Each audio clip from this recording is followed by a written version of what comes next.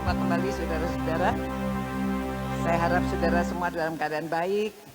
Puji syukur jikalau di tahun baru ini kita dapat bersama-sama untuk berdoa dan merenungkan firman Tuhan sebelum kita berdoa bersama-sama. Nah saudara-saudara, pada waktu tahun baru itu pasti saudara-saudara sekalian biasanya mengadakan resolusi ya. Tapi entahlah apakah malaman tahun baru kali ini saudara berkumpul dan saudara bersama-sama saling mengadakan janji apa yang akan dilakukan tahun ini. Saudara-saudara, mari kita bersama-sama akan merenungkan firman apa kata firman Tuhan mengenai bagaimana kita melihat hari depan kita. Nah saudara, sebelum kita bersama-sama merenungkan firman Tuhan, mari kita berdoa. Tuhan Allah Bapa kami, yang mengasihi kami, yang sudah memimpin kami, memelihara kami, dan begitu besar kasih karunia-Mu kepada kami sehingga kami dapat ada sampai saat ini, semua hanya karena kasih karunia-Mu, karena kesetiaan-Mu dalam memelihara kami. Kami sungguh bersyukur ya Bapak, kami sudah melewatkan tahun 2020 dan kami menghadapi tahun 2021 ini. Kiranya Tuhan kami berjalan bersama Engkau. Terima kasih Bapak, mohon Roh Kudus yang mengurapi kami, biarlah firman-Mu yang disampaikan ini semua adalah berkat dari Tuhan, supaya setiap orang yang bersama-sama mendengarkan, merenungkan firman-Mu ini juga Engkau berkati. Demi nama Yesus Kristus kami berdoa. Amin. Nah saudara-saudara, jikalau tahun yang lalu kita sudah menghadapi keadaan yang sedemikian beratnya, sudah mungkin 10 bulan ya kita diam di rumah karena kita bersama-sama menjaga keadaan diri sendiri, keadaan orang lain, dan bersama-sama. Namun demikian kita masih merasakan bagaimana Tuhan memelihara kita sampai saat ini. Dan kita juga dapat bersyukur karena dengan adanya COVID ini sebetulnya kita lebih bersandar kepada Tuhan. Kita lebih percaya penuh kepada Tuhan bahwa Tuhan yang berdaulat. Ternyata bahwa apapun yang kita miliki, baik kepandaian, baik harta benda, baik apa saja, pangkat, semuanya tidak berdaya. Kecuali kita bergantung pada Tuhan. Jadi kita tahu bahwa sedikit saja sesuatu yang terjadi di dunia ini, kita adalah orang yang tidak berdaya. Itu sebabnya jikalau tema yang diberikan oleh pendeta adalah berjalan bersama Tuhan di tahun yang baru ini. Nah saudara, bagaimana caranya kita bisa berjalan bersama Tuhan? Jadi yang pertama, saudara, kalau saudara mau berjalan bersama Tuhan, yang pertama kita harus kenal dulu siapa Tuhan kita ya. Kalau mau berjalan sama Tuhan, bagaimana kita bisa memiliki Tuhan yang memelihara kita, yang kasih karunia-Nya begitu besar, yang kasih setianya dari kekal sampai kekal, dan yang sudah memelihara kita sampai saat ini. Tuhan Yesus berkata kepada seorang ahli agama pada waktu dia datang bertanya bagaimana supaya kita bisa, bagaimana supaya kita itu dapat memiliki hidup kekal atau tahu kerajaan Allah. Tuhan Yesus berkata demikian ya di Yohanes 3 ayat 3. Aku berkata kepadamu, sesungguhnya jika seorang tidak dilahirkan kembali, ia tidak dapat melihat kerajaan Allah. Nah, dikatakan kalau tidak dilahirkan kembali. Lalu Nikodemus ini bertanya, bagaimana kita orang dewasa bisa dilahirkan kembali ya? Jadi Tuhan Yesus memberitahu, aku berkata kepadamu, ayat 5, sesungguhnya jika seorang tidak dilahirkan dari air dan roh, ia tidak dapat masuk ke dalam kerajaan Allah. Apa yang dilahirkan oleh daging adalah daging, dan apa yang dilahirkan oleh roh adalah roh. Nah saudara-saudara, jadi syarat yang pertama supaya kita bisa melihat kerajaan Allah adalah kita dilahirkan kembali. Ya, bagaimana sih kita bisa dilahirkan kembali? Sebetulnya ini adalah sesuatu yang untuk orang yang sudah mengikut Tuhan Yesus sudah mengerti seharusnya ya. Namun ada orang yang masih merasa dia masih ragu-ragu bagaimana Allah, hubungan dia dengan Allah, atau bagaimana kita bisa melihat kerajaan Allah. Tuhan Yesus menjelaskan harus dilahirkan dengan air dan roh. Jadi kita memang dilahirkan secara jasmani, tetapi harus dilahirkan kembali. Kalau kita sudah mengenal Tuhan, kita bertobat, kita meninggalkan perbuatan yang lama dan berjalan menuju jalan baru pada waktu kita sudah mengikuti Tuhan Yesus. Lalu gimana itu caranya? Dan kalau dari kita juga harus secara rohani kita dilahirkan kembali. Dilahirkan kembali karena saudara, dulunya kita tidak tahu jalannya, sekarang Tuhan Yesus tunjukkan jalannya, dilahirkan kembali. Jadi dilahirkan kembali itu menerima Tuhan Yesus sebagai Tuhan kita dan Juru Selamat kita. Kita percaya bahwa Yesus adalah anak Allah yang dikirimkan ke dunia ini untuk menebus dosa umat manusia.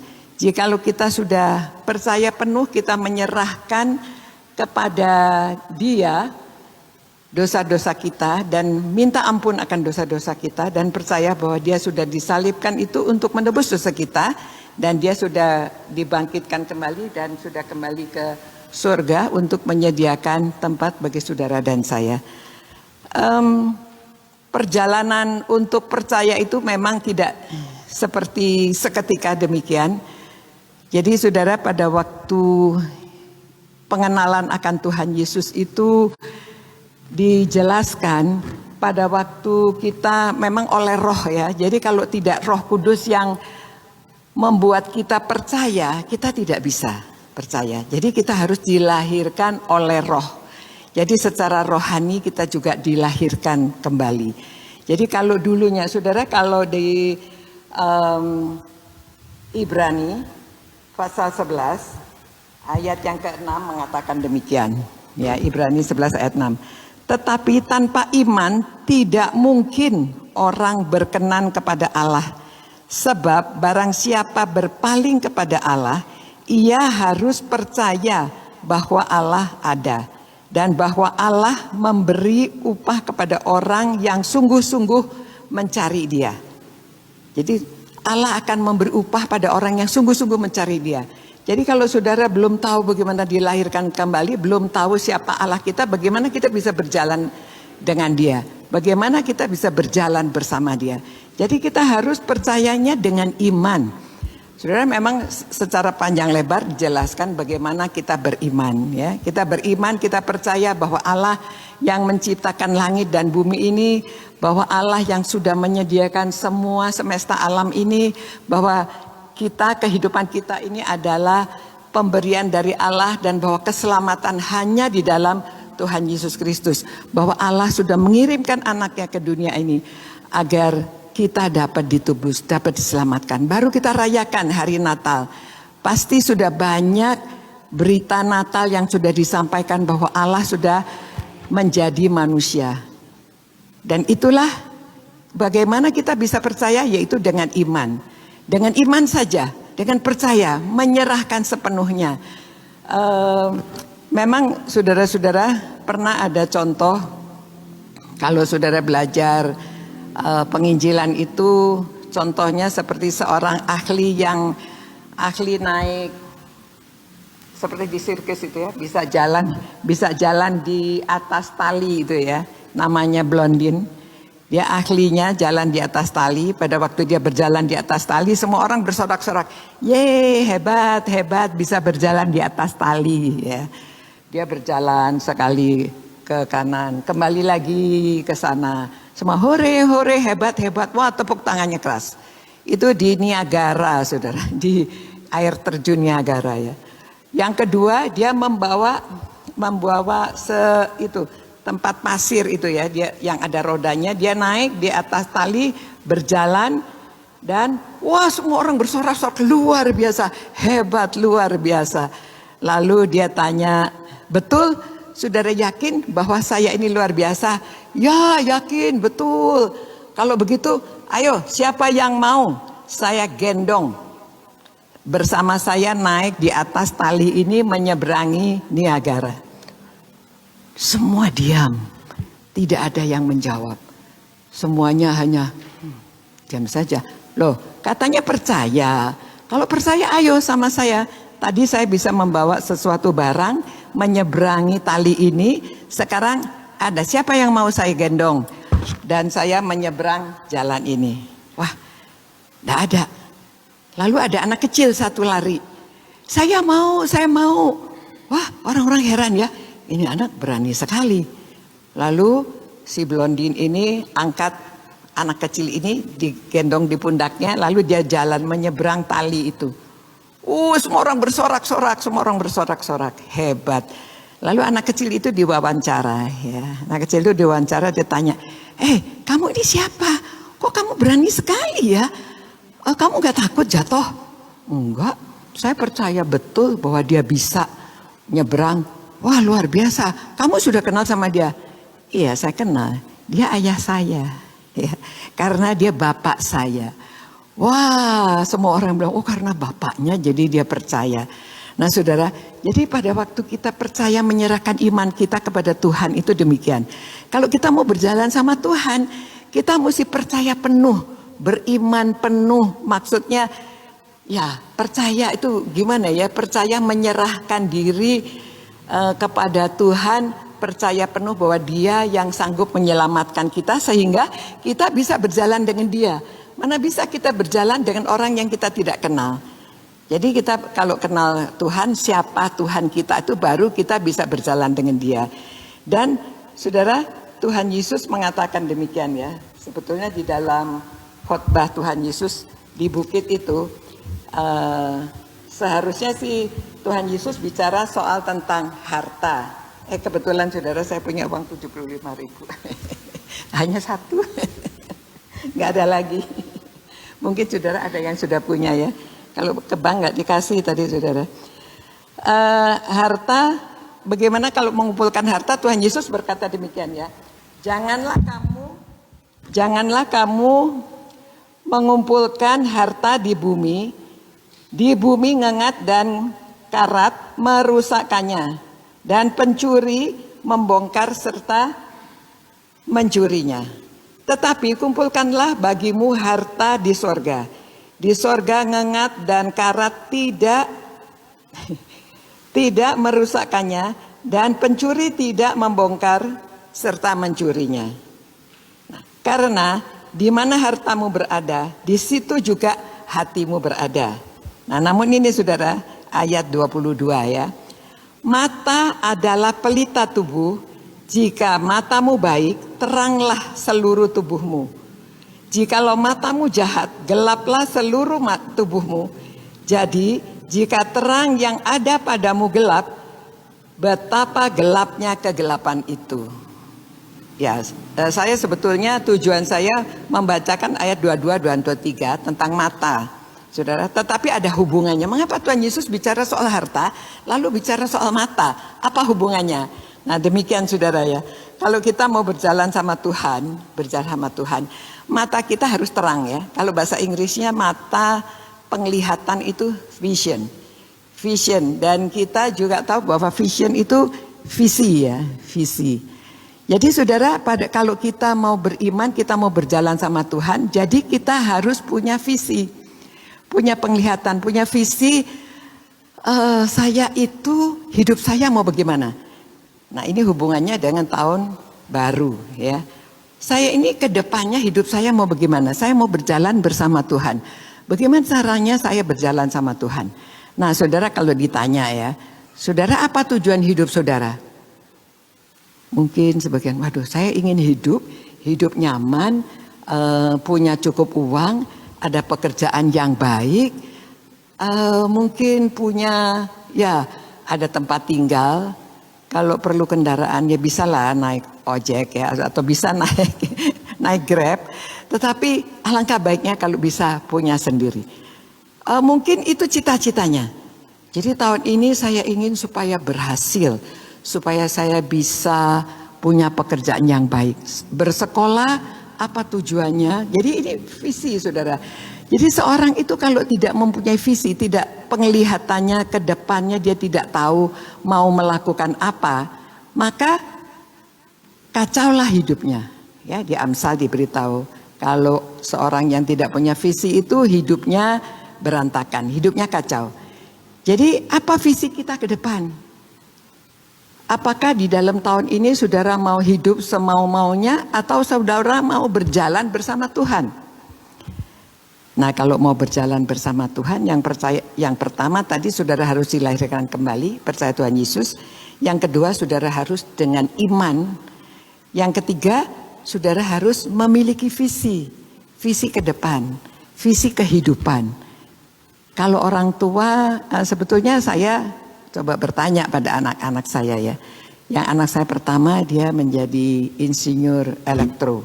Saya tanya, apakah dulu ayah pernah mengarahkan kamu supaya kamu jadi insinyur? Sebetulnya enggak juga sih katanya. Tapi kenapa kamu pilih?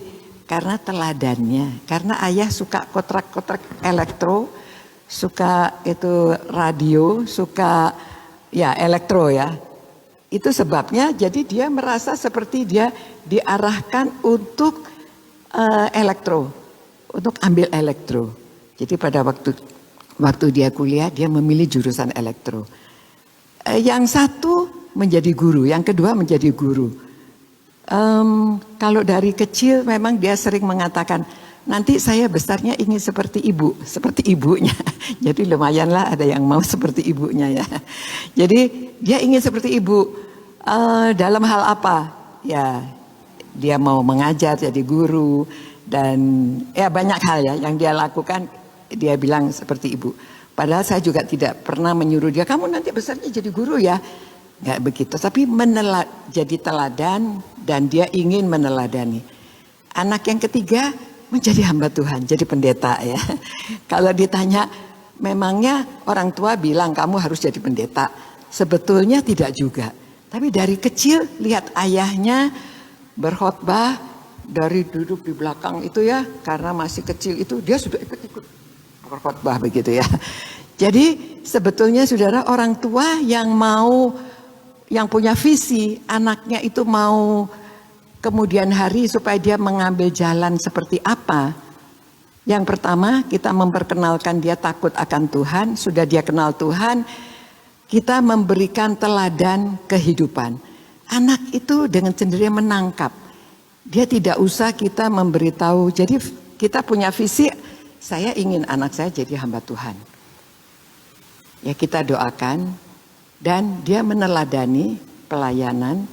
Anak-anak saya juga sering mengatakan mereka ya banyak hal yang mereka lakukan itu mereka mengatakan iya kan dulu papa begitu, mama begitu.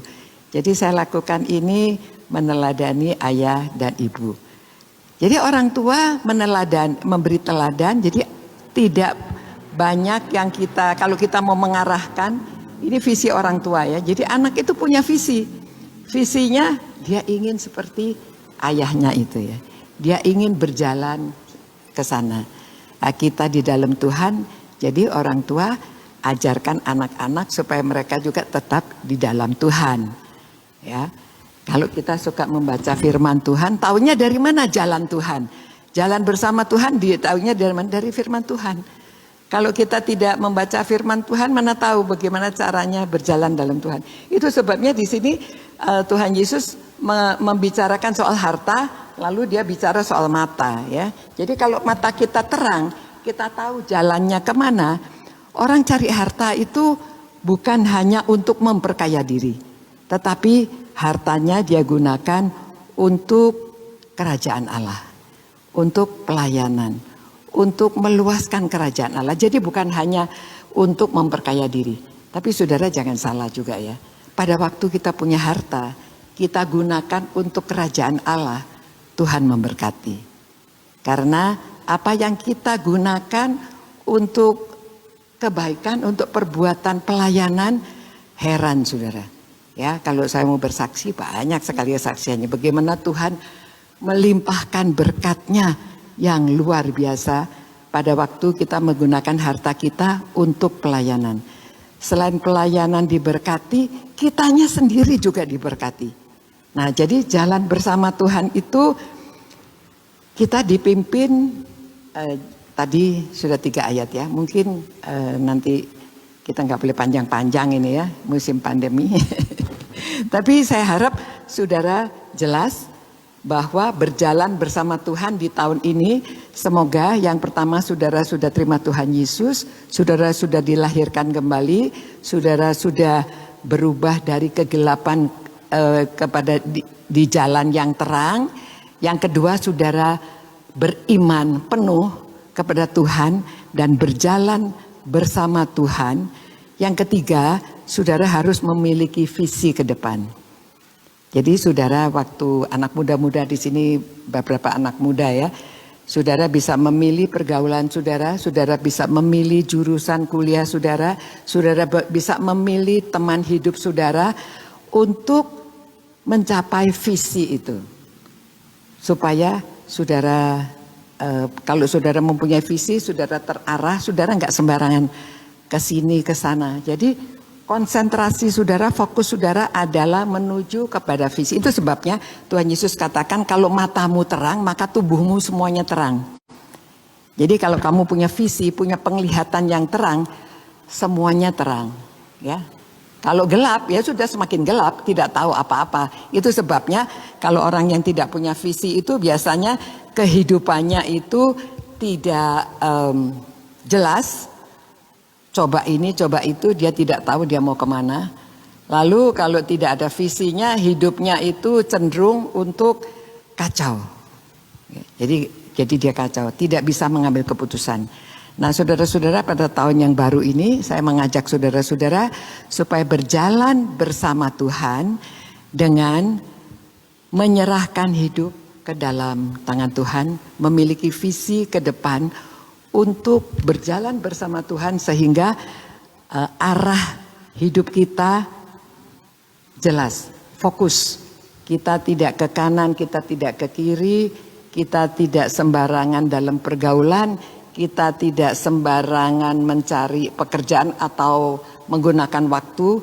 Jadi kita menggunakan waktu dengan baik, kita fokus, kita cinta Tuhan, kita cinta firman-Nya, mengerti firman Tuhan karena kita sering membaca dan tahu apa ajaran-ajaran dari firman Tuhan, dan sehingga kita dapat mengasihi sesama. Walaupun kita bekerja, walaupun kita berusaha, walaupun kita banyak hartanya, tetapi kita tetap mengasihi sesama dan kita dapat berbagi, melaksanakan pekerjaan Tuhan untuk kemuliaan Tuhan. Nah demikian saudara, renungan pada malam hari ini. Saya harap saudara diberkati dan saudara dapat mengikuti arahan apa yang firman Tuhan katakan. Nah saudara, mari saat ini di dalam tahun yang baru ini kita masih tetap hubungan benar dengan Tuhan, berjalan bersama Tuhan dan mendoakan, kita setia berdoa. Ya, kita rajin berdoa. Memang berdoa itu tidak hanya waktu jam doa ini saja, tetapi setiap hari. Pada waktu saudara ingat, pada waktu saudara di perjalanan, pada waktu saudara